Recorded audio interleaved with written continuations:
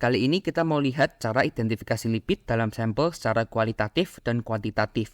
Kita mulai dengan yang kualitatif dulu yang sederhana. Yang pertama adalah tes kelarutan. Bertujuan untuk melihat kelarutan lipid dalam berbagai macam pelarut. Dengan prinsip, larut itu maksudnya menjadi homogen atau bersatu, bercampur. Nah, zat itu berdasarkan polaritasnya kan ada dua, polar dan non-polar. Lipid itu non-polar, sehingga dia hanya akan larut pelarut yang non-polar juga. Contohnya kloroform, ether, metilen, alkohol, dan lain sebagainya. Kalau kita campur dengan zat yang polar, contohnya seperti air, ya dia tidak akan bisa menyatu, kecuali nanti ditambahin sabun, yaitu beda cerita. Nah, jadi di tes ini kita ambil beberapa pelarut, misal air sama alkohol sama ether, kemudian kita tetesin misal minyak goreng. Nah, kita lihat mana yang menjadi satu, mana yang mengapung. Dan hasil yang positif itu menjadi homogen atau menjadi larut. Kedua yaitu uji noda lemak. Tujuannya untuk mengetahui ada tidaknya kandungan lemak dengan melihat terbentuknya noda atau tidak. Reagennya pakai medium kertas. Ya, kertas selembar HVS saja. Prinsipnya lipid itu tidak volatil karena dia stabil, titik didihnya tinggi, sehingga ketika kena kertas dia tidak mudah menguap seperti air. Jadi misal kita bandingin lipid sama air, sama-sama dalam tanda kutip ngerembes ke kertas, air itu akan mudah menguap sehingga kertasnya kering, nggak ada nodanya. Sedangkan lipid, dia akan stay di situ sehingga kelihatan seperti ada noda di atas kertas. Hasil positif pasti ya ada noda di atas kertasnya. Nah, karena air itu juga nggak langsung menguap, ketika kita letakkan misal sampel minyak dan sampel air di situ, kita harus nunggu beberapa saat terlebih dahulu. Kemudian ada uji keasaman minyak. Tujuannya untuk mengetahui keasaman minyak yang dikaitkan dengan kualitas minyak. Reagennya sebenarnya kita pakai alat sih, pakai kertas lakmus untuk indikator pH saja. Prinsipnya minyak itu harusnya pH-nya netral. Semakin banyak dia digunakan, misal buat menggoreng berkali-kali, akan banyak ikatan yang teroksidasi. Jadi asam lemak dan gliserol, mereka pecah. Nah, karena asam lemaknya semakin banyak, kadarnya akan semakin asam. Nah, biasa lemak yang sudah asam itu karena sudah dipakai berkali-kali, kualitasnya menurun atau dalam tanda kutip tidak layak pakai. Nah, metode ini bisa bedain mana minyak yang bagus, mana yang sudah jelek. Kemudian ada uji emulsifikasi. Tujuannya untuk mengetahui keberadaan lipid dengan membuat emulsi. Reagennya itu butuh sebuah agen emulsifier.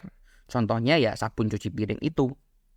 Prinsipnya masih ingat tadi yang uji pertama, lipid itu kan non-polar. Dia nggak akan pernah bisa bercampur dengan zat polar, contohnya air. Tetapi kita bisa tambahkan zat yang bersifat polar sekaligus non-polar, seperti sabun, entah sabun cuci, sabun colek, sabun piring, deterjen.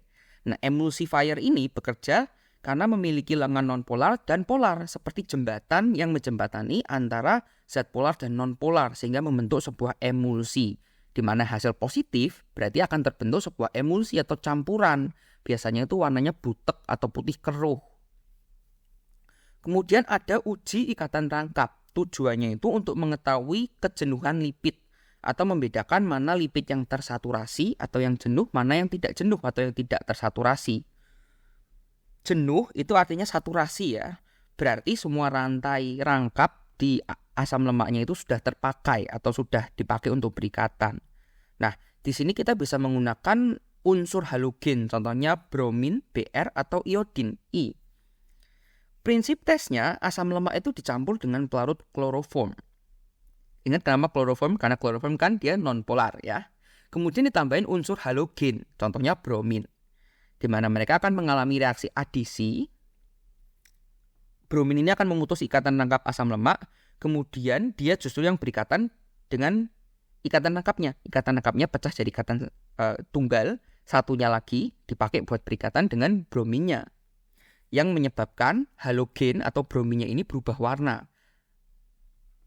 Awalnya dari coklat, kemudian menjadi bening. Nah, hasil positif warnanya bening, dan hasil negatif malah jadi warna brominnya, yaitu warna coklat. Oh ya, selain dengan unsur halogen, kalian bisa menggunakan namanya kalium permanganat, yaitu tes Bayer atau tes permanganat. Reagennya dengan KMnO4 atau kalium permanganat. Prinsipnya itu sebetulnya sama. KMNO4 itu zat pengoksidasi yang bisa memecah ikatan ganda dan justru dia yang berikatan dengan ikatan karena dipecah. KMNO4 itu warnanya pink. Kemudian dia akan menjadi MnO2 yang berwarna endapan coklat dan 2KOH. 2KOH ini yang nanti berikatan dengan ikatan yang dipecah. Nah, hasilnya, kalau hasil positif akan menandakan cairan dengan endapan warna coklat. Nah, coklatnya ini didapat dari MnO2 yang terbentuk dari reaksi tadi. Kalau hasilnya negatif, justru KMNO4 akan mewarnai tabung reaksi dengan warna pink. Kemudian ada uji Lieberman-Bouchard yang ditujukan untuk mendeteksi keberadaan kolesterol atau sterol derivat lipid. Reagennya yaitu asetik anhidrat dan H2SO4 pekat. Sebetulnya asetik anhidrat sih, H2SO4 pekat ini sebagai katalis aja atau biar reaksinya cepat. Prinsipnya, gugus hidroksil atau gugus OH dari kolesterol itu akan bereaksi dengan reagen. Akan membentuk namanya gugus intermedier 3,5 kolestadien yang warnanya ungu. Kemudian ketika reaksinya berjalan terus, dia akan membentuk polimer kompleks kolesterol dan reagen yang berwarna hijau. Jadi di uji Lieberman-Bouchard itu hasil positifnya pertama kan berubah warna jadi pink dulu atau ungu. Kemudian nanti baru finalnya dia berubah jadi warna hijau. Karena dia reaksinya ada perantaranya, jadi gugus intermedier dulu baru jadi ikatan final. Kemudian ada uji hidrolisis sabun atau saponifikasi. Tujuannya untuk mengetahui keberadaan lipid dengan membuat sabun. Nah, by the way, sabun itu bisa dihasilkan dengan mereaksikan lipid. Jadi kalau kalian lihat sabun batang, bahannya itu dari minyak, ya itu suatu hal yang normal. Reagennya itu basa kuat, NaOH atau KOH. Prinsipnya, trigliserida ditambah basa kuat akan mengalami hidrolisis. Trigliseridanya pecah menjadi gliserol dan 3 asam lemak. Ya, maklum ya kan namanya trigliserida, 3 asam lemak. Asam lemak ditambah basa kuat itu akan menjadi sabun, garam alkali dari asam lemak. Nah, kemudian kita ukur stabilitas warnanya, aromanya, kekentalan, homogenitas, pH, dan kadar air. Biasa ini dikaitkan dengan kualitas sabun, di mana yang baik itu ya warnanya harus stabil. Aromanya ya tidak menyengat, kekentalannya itu cukup kental, dia homogen, dan pH-nya tinggi.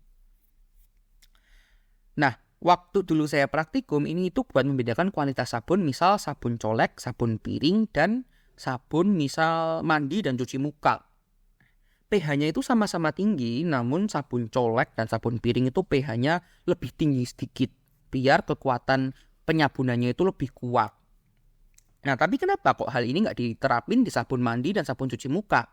Ya karena pH tinggi itu kekuatan membersihkannya akan jauh lebih tinggi, sehingga kalau dipakai di kulit dan di muka akan bisa menyebabkan iritasi kulit. Dan yang terakhir yaitu uji kuantitatif dengan metode enzimatik. Sampelnya darah, kita tambahin enzim, nanti kita ukur pakai spektrofotometer UV vis, ya kita bisa nemuin konsentrasi kolesterol dalam darah.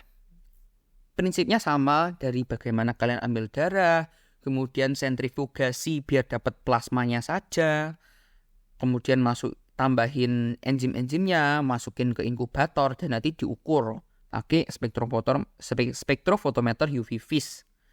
Kalau kalian mau tahu tentang teknisnya, kalian bisa cek video aku tentang identifikasi yang karbohidrat. Di situ aku udah jelasin teknisnya. Nah, dengan yang reaksi ini sebetulnya itu hanya berbeda sedikit saja. Dari substratnya darah, kita tambahin enzimnya berbeda. Kalau kemarin itu glukosa peroksidase, sekarang kita pakainya kolesterol esterase yang akan mengubah menjadi kolesterol dan asam asetat. Kemudian kolesterol itu kita tambah dengan kolesterol oksidase, biar dia terpecah menjadi kolestenon dan H2O2, di mana nanti kita bisa tambahin dengan enzim peroksidase menghasilkan senyawa quinonemin yang bisa diukur dengan spektrum warna tertentu. Makanya kemudian diukur dengan spektrofotometer. Sebetulnya prinsipnya sama, hasil akhirnya pun sama, quinonemin, namun prosesnya, substratnya, dan enzim-enzim yang dipakai itu berbeda. Semangat ya praktikumnya.